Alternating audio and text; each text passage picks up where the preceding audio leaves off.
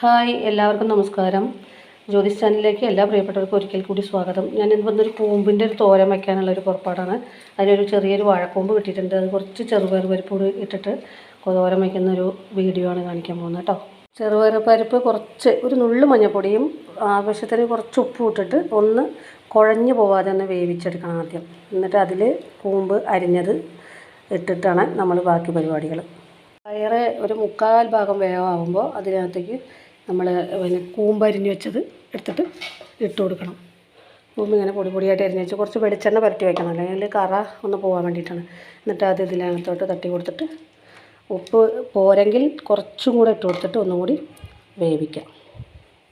ഇത് തോരന് ചതച്ച് കൊടുക്കേണ്ട സാധനങ്ങളാണ്. കുറച്ച് തേങ്ങ, ഒരു ചെറിയ ചുവന്നുള്ളി, ഒരു 2 പച്ചമുളക്, 2 വെളുത്തുള്ളി, കറിവേപ്പില, ജീരകം, കുറച്ച് മഞ്ഞൾപ്പൊടി. ഇതെല്ലാം കൂടെ ഒന്ന് ഒതുക്കിയെടുക്കുക, ചതച്ചെടുക്കുക. എന്നിട്ട് കൂമ്പിനകത്ത് ഇട്ട് കൊടുക്കുക. ഇപ്പോൾ ഇത് ചതച്ച് വെച്ചിട്ടുണ്ട്. ഇത് ആവി കയറ്റുന്നതിനകത്തിട്ട് തട്ടി കൊടുക്കണം, ഇട്ട് കൊടുക്കണം.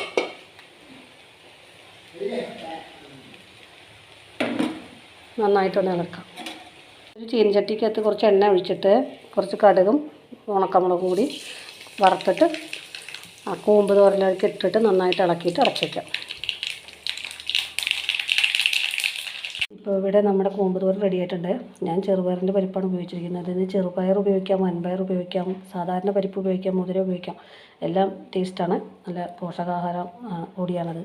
അപ്പോൾ എല്ലാവർക്കും എൻ്റെ വീഡിയോ ഇഷ്ടപ്പെട്ടിട്ടുണ്ടെങ്കിൽ സബ്സ്ക്രൈബ് ചെയ്യുക, ലൈക്ക് ചെയ്യുക, ഷെയർ ചെയ്യുക, സപ്പോർട്ട് ചെയ്യണേ. വീണ്ടും ഒരു പുതിയ വീഡിയോ ആയിട്ട് വരാം. നന്ദി.